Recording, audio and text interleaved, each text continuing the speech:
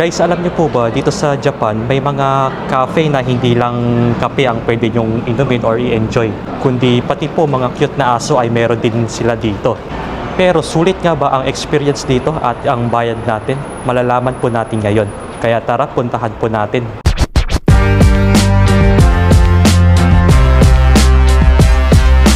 Good morning guys! Kakagising ko lang po ngayong araw at Sunday na pala ngayon. Sisimba na rin kasi ako maya-maya at kakagising ko lang po. Medyo na-late lang tayo ng gising. Time check muna po tayo. 10:50 na po ng tanghali. Bali, kakasain ko lang po ng kanin ngayon. Ayan po, tignan nyo naman.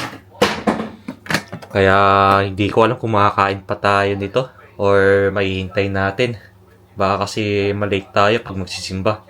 So, pag once na hindi natin naabutan yung kanin, ito na rin kakainin nating pancake. Ayan, pancake. Tapos, ito yung inulam namin kagabi, sisig. Wow! Ayan, sarap pa naman ito. Kaya, ang gagawin ko muna po, maliligo muna ako. Bago tayo kumain siguro. Kain na po tayo, bago tayo umalis. So, bago ako kumain, magdasal muna tayo.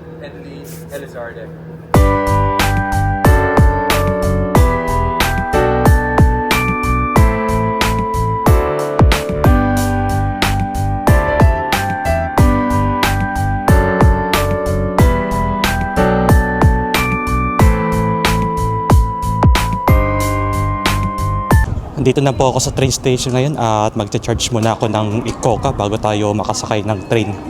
Medyo mahangin po ngayon kaya mahirap pong magbisikleta ngayong araw. Buti na lang at nakarating tayo ng mas maaga ng konti. At ito, pupunta na tayo ng ticket machine. Bibili lang tayo ng Ikoka or magcha-charge.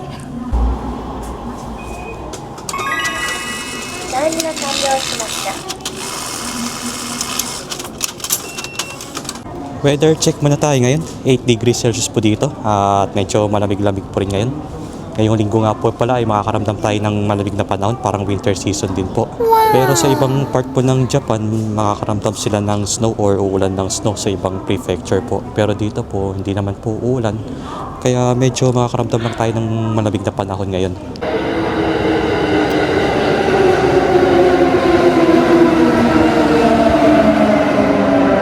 So ayun po, kakababa ko lang po ng train at palakad na rin ako papunta ng simbahan ngayon.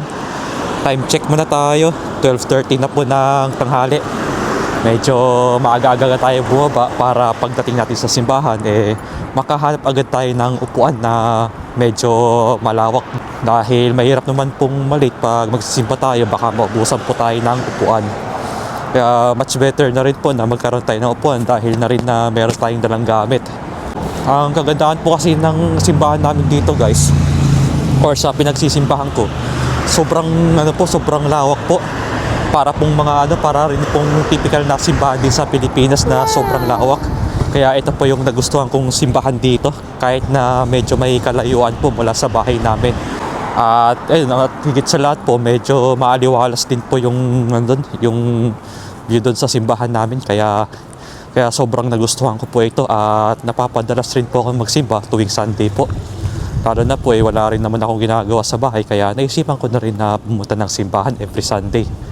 Para naman po magdasal at magpasalamat na rin kay Lord na sa lahat ng mga blessings na binigay niya sa atin. Okay lang yan, pagkababa kasi natin ng train kanina sa may Eki or train station, lalakarin pa naman natin ito ng siguro 10 minutes mahigit. Kahit okay lang na malayo ang importante makapagsimba po tayo. Yun naman po yung nagustuhan ko dito. Kasi dito po sa Japan, may time rin po na homesick din ako Yung tipong namimiss ko yung mga pamilya ko sa Pilipinas. Kaya ang ginagawa ko lumalapit lang ako kay Lord, magdasal at humihingi na rin ng guidance sa Kanya. Kaya yun po yung ginagawa ko po palagi. Meron pa nga po nun yung sa tuwing nasa work ako nun. May time din na nakakaramdam ako ng lungkot, ng disappointment. Ang ginagawa ko tiyatawag ko lang si Lord. At ayun, magdadasal lang po ako. At hihingi lang ng gabay sa Kanya na para hindi po mapaghinaan yung loob ko. Kaya kahit na ano pong mangyari guys, siya rin talaga yung savior natin at tagapagligtas natin. Dahil sa Kanya lang tayo nagtitiwala at nananalig. Basta gawin lang po natin araw-araw tayo magdasal or before kumain, napapansin nyo rin po na nagdadasal ako bago tayo kumain. Kasi para po sa akin, importante rin po ang pagdadasal sa akin or yung prayer. Kasi alam nyo naman po na sa kanya lang po ako nagtitiwala talaga. Okay po, maglalakad na muna ako. At babalitaan ko na lang po kayo pagkatapos ng misa. At after ng simba ko kasi, meron din ako pupuntahan mamaya. Kasama ko si Rika Chang nun. Si Rika Chang nga po pala, mamaya magkikita po kami nun. At hindi po kasi nagsisimba yan sa Catholic Church. Iba po kasi yung pinagsisimbahan niya, medyo iba rin yung lugar dito. At ang susunod na simba niya sa next week pa po na Sunday. At magkaiba po kasi kami ng simbahan na pinagpupuntahan.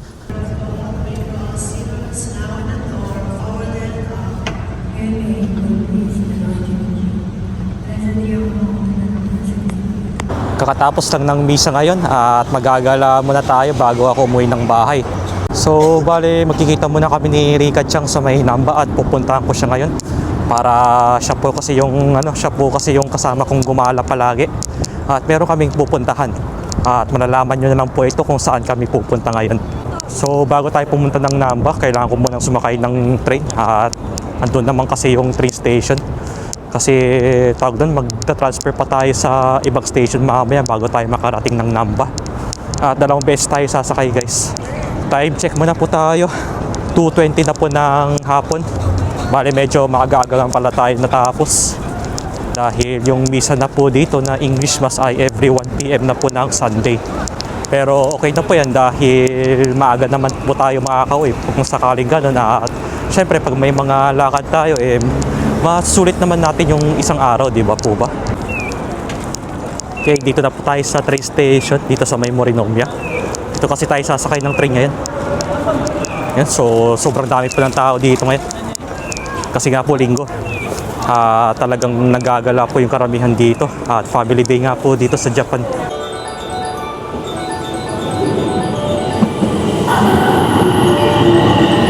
Nakarating na po ako dito sa Namba ngayon. At malapit na rin si Rika Chang kaya magkikita na kami dito. So siguro after 10 minutes makakarating na siya dito. At hintayin na lang natin siya. Guys, alam niyo po ba, dito sa Japan may mga cafe na hindi lang kape ang pwede nyong inumin or i-enjoy. Kundi pati po mga cute na aso ay meron din sila dito. Kaya sa ngayon pupunta po tayo sa Ino Cafe or Dog Cafe na meron dito sa Osaka. Pero sulit nga ba ang experience dito at ang bayad natin? Malalaman po natin ngayon. Kaya tara, puntahan po natin. Ito na po si Rika Chang. Hi! Ay. Ito po yung kalagayan dito sa may Namba. At papunta tayo sa may Dotonbori. Dami pong mga tao dito. Dahil na po, linggo na rin ngayon. Yan, lalakad lang po tayo. At pupuntahan natin yung Ino Cafe dito or Dog Cafe na meron dito. Bale, first time lang namin pumunta sa Dog Cafe dito. Kaya sana ma-enjoy natin yung experience dito. Okay, dito tayo sa may Mame Shiva Cafe Osaka. Ayan po. Bale, papasukan natin siya. At hindi lang po mga aso ang meron dito, kundi pwede po kayong makakita ng owl forest dito sa loob. Ayan po, kaya try natin pumasok dito, guys. So ito po yung presyo niya. Pag adult, 1,300 yen. Kaya tara po.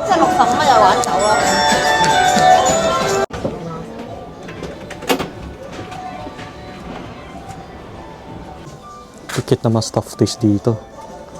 Bale, 5 minutes pa tayo, di ba? Bago tayo makapasok. So ito pa yung ticket. Ayan yung ticket natin. Isang tao nga pala ay 1,300 yen. So dalawa nga kami. Yan po yung naano namin. 2,600 yen yung gastos namin dito. Ayan, medyo okay na rin po. Good po ito for 30 minutes. Yan. Para ma-experience po natin. Cute na mga stuffed toys, no? Magkano kaya itong isa, no? Wala nakalagay. Meron pa dito. Ayan. Dami, may mga panyo pa sila dito. Pag sa mga owl. Ayan. Ito pala, lottery pala siya. Ayan. May mga number siya na bunutan dito. Ayan. Swertihan lang pala, no? Pati bag meron din sila. Puro mga eco bag, do. Pag sakaling mamamalengke, gano'n. Ayan. Ito rin ang kukyut na mga aso. Yan. Pero din silang platito dito. mangkok, meron din. At ito talaga yung sadya natin guys, itong Mami Shiba Cafe. Para makahawak tayo ng aso na Shiba. Sa 4th floor tayo pupunta dito. Ayan po. Profile, ito po yung yung pangalan ng mga aso guys. Ayan. 3 sila dito. Ay, ang cute ng dog. Ay, wow. Oh, dito na siya. Lumayo din. Cute ng mga dog. Sa ilalim. Bakit sila? Kukit nilang lahat, no? Yun, no? Eto, patulog na yung isa. Cute ng mga aso. Walang lumalapit sa atin, So, pwede rin kayong bumili ng kape doon, guys. Ayan, may mga coffee machine din sila dyan. Dalawa yan, dalawang machine. So, hindi mo na tayo iinom ng kape ngayon. Mag-enjoy lang tayo dito sa dog ngayon. Sa Shiba. Ayan po. Hey! Ang cute. 好きな場所ここでもそうだ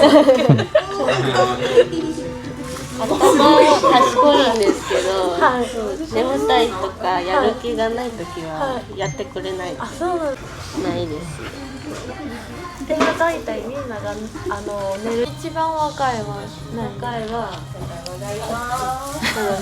今2歳。なんかいっぱいエネルギーになってる。Ayan na siya. Wow! Ang cute. Yes. Ang cute. Mabigat siya, hindi. Magaan lang, no? Ah, mozumame desu. Ako no ino desu ka? Oh. Nanka.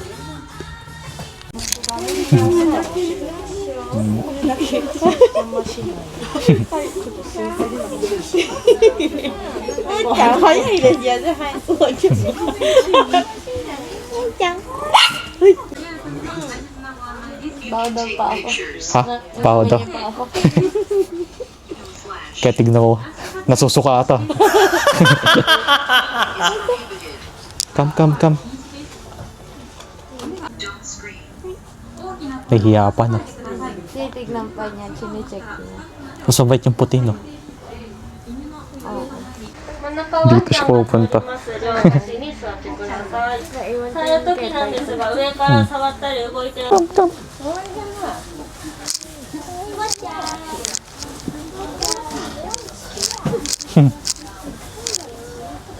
Pwede.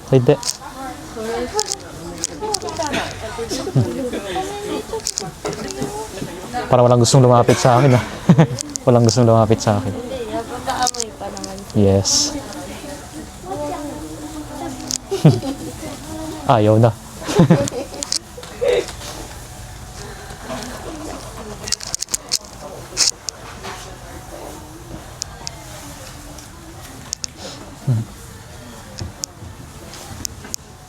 Andun na sila sa kabila. Kaya, pagod na daw.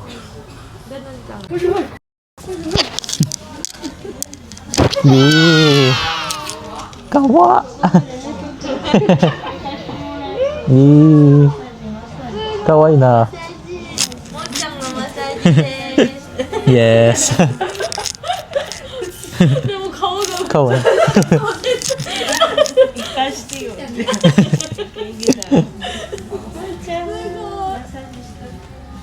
ちゃ今日の天気方のリピもあります。 Sige, wait lang. かわいい。 Hindi siya kita. Ay, sayang. Nawala. Di nakuha. ありがとうもっちゃん。大丈夫かい？大丈夫かい？ Ang cute. どうしたの？もう休憩したいの？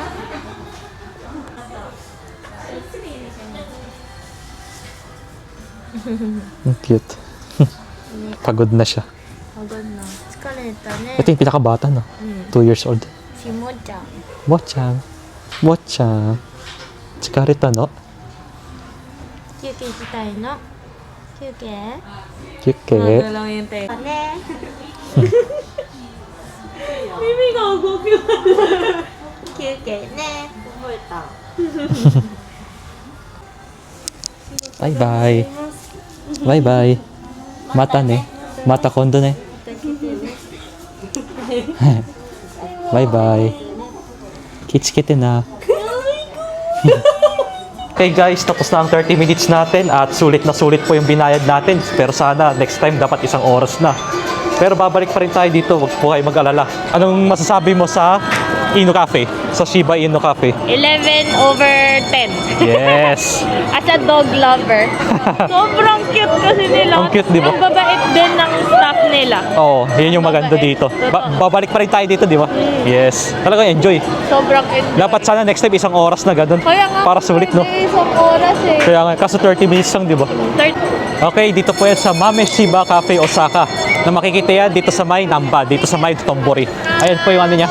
Kasama po yung owl dyan, bali hindi na lang natin siya pinasukan ngayon. So, sa mga dog lovers dyan, punta na po kayo dito at dito po tayo nababagay. Na-enjoy mo, di ba? Super enjoy, yes. Nagugustuhan ko lalo yung interaction Oo. sa mga aso. Kasi di ba bawal sila hawakan unless lumapit sila sa'yo. Oo. Tapos, nakakatuwa kasi tutulungan ka din ng staff na lumapit sa'yo yung mga dog. Yun yung kagandahan eh. Ang bait ng mga Oo. staff nila. Kasi iba yung Shiba, di ba? Parang ano din sila, no? Parang hindi mo sila basta-basta mahawakan. Oo. Kasi din sila eh, parang din. Cautious talaga. din sila. Cautious din sila. Saka, aamayin ka din muna talaga nila bago sila lumapit sa'yo. Sa'yo talaga, amoy na amoy ka eh. Siguro naamoy kasi nila dahil may aso nga din talaga. Oo. Tsaka naamoy ka din nila kasi alam ko hindi ka pa naliligo, di ba? Kain muna tayo ng ramen ngayon guys, bago tayo umuwi ng bahay. Medyo nagugutom na rin kasi ako ngayon. Kami pala. Kahit si Rika siyang nagugutom na rin eh. Nabiting kanina sa lunch. Kulang daw yung kanin. Kaya pinagsayang ko na lang kanina bago ako umalis. Hello po. Si Ate Jam po andyan. Si Ate Jam. Yasumi po tayo. Rest day po. Rest day. Opo. Yasumi na rin. Yasumi. Ay, okay lang. Bilis nga, di ba? Thank you po. Thank you po. Ate, may tanong ako. Ilan na kayong Pinoy na nagtatrabaho dito? Bale, 4 na po kami. 4 na kayo. Si Ate Jam lang yung hindi pumasok, no? Ay, nakayasam din. Sayang. Sayang. Thank you po. Thank you po. Enjoy your meal. Sige po, thank you. Ito yung ama, di ba?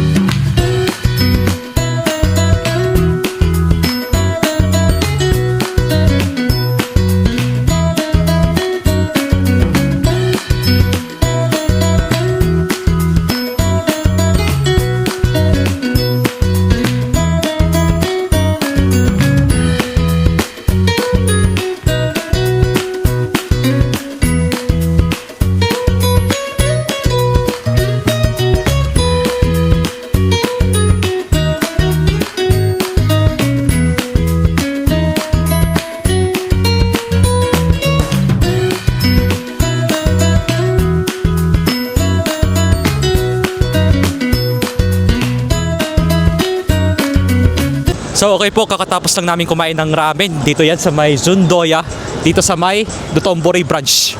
At sa mga nagbabalak mong pumunta ng Osaka, lalong-lalo na po dito sa may Dotonbori, ang may re-recommend ko po sa inyo na kumain ng ramen ay dito po sa Zundoya. At don't worry po guys, sa mga hindi po nakapagsalita or nahihirapan mag-Nihongo, meron naman po silang mga Pinoy staffs na nandito. Bali, 4 po sila. Tsak, wala na rin po kayo po problemahin sa language ninyo. At ayun, punta na po kayo dito sa mga gusto po. Dito po yan sa Zundoya Ramen, Dotonbori branch. Okay po, kakauwi ko lang po ng bahay. Time check muna tayo. Mag-alas 6 na po ng gabi. So, bago nga pala kami umuwi ng bahay, dumaan muna kami sa may Daiso at ito nga pala yung pinamili ko kanina. Ito po, bumili na po ako ng whiteboard ko, pati whiteboard marker. Kaya in case na pag mag-explain po ako, isusulat ko na lang po dito para po mag-gets po natin. At syempre, paggagamitan ko na rin ito pag mag-aaral ako ng Nihongo. Pag gusto kong mag-practice magsulat or magsulat ng mga kanji man. Kaya at least po may paggagamitan po tayo guys. Ito po. Pang practice din natin at saka pang sulat-sulat din. Ayun po yung pumunta tayo sa Mami Shiba Inu Cafe or Dog Cafe nga. Ang entrance nga doon pag adult ay nasa 1,300 yen po per 30 minutes po yun. Sa isang shop naman po na kasama po doon yung Dog Cafe, meron naman silang ano doon, yung parang owl cafe ba ang tawag doon. Yun, mas mura po yung halaga doon para po sa mga mahihilig tumingin ng mga owl, mga ibon. Mas mura po yun ng konti na nasa 1,000 yen per 30 minutes din po. At syempre nasulit naman po namin yung yung pamamasyal doon sa may Dog Cafe. Talaga sobrang nag-enjoy po kami. Pero sana mas ma-enjoy pa natin yun pag umabot tayo ng 1 oras doon, di ba po ba? At okay na po yun, at least na-experience naman natin at sobrang nag-enjoy po kami doon sa may Dog Cafe. Talagang cute po ng mga Shiba nung kanina. At lahat po ng aso doon is siguro mga shampoo sila na nandun. At lahat po sila ay may mga pangalan at yung mga nila, yung mga personality po nila ay nandun po lahat. Kaya yung iba po sa kanila, medyo iba-iba po yung mga personalities nila. Sobrang bait din po ng mga staff doon at ayun, talagang ine-explain po nila lahat-lahat. So bale, hindi na ako kakain ng hapunan ngayon dahil nga nagramen na tayo kanina sa labas at sobrang sarap po nung ramen na pinuntahan namin kanina. Talagang sulit po yung mga pagkain doon guys at talagang busog na busog po kami noon kanina dahil na rin po sa sobrang sarap ng ramen. At actually favorite namin ng ramen lalo na po pag malamig talaga ang panahon. At samahan pa natin ng fried rice. Yan talaga yung perfect combination pag kumakain tayo ng ramen. Anyways, di na tayo kakain ng hapunan. Bale, ito na lang po yung kakainin nating dessert ngayon. Itong ice cream na to. Nabili lang namin sa Gyomo to kanina bago kami umuwi ng bahay. At ito nga, nakabili tayo ng chocolate flavor ng ice cream na to. Ayan, ito pa yung itsura niya. At ito naman po kay Rika Chang na strawberry flavor. Ayan. Galing pa kasi sa freezer to kaya medyo masarap-sarap pang kainin to. Ito pa yung laman niya. Ayan, chocolate. Itadakimasu.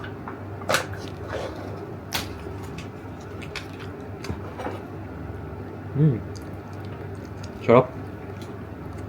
Sarap siya actually. Sarap guys. Kasama pa siyang vanilla flavor sa loob. Hindi lang siya pure chocolate. Tapos medyo crunchy pa yung sa part ng chocolate. Ito crunchy yung iba. Parang siya chocolate flakes.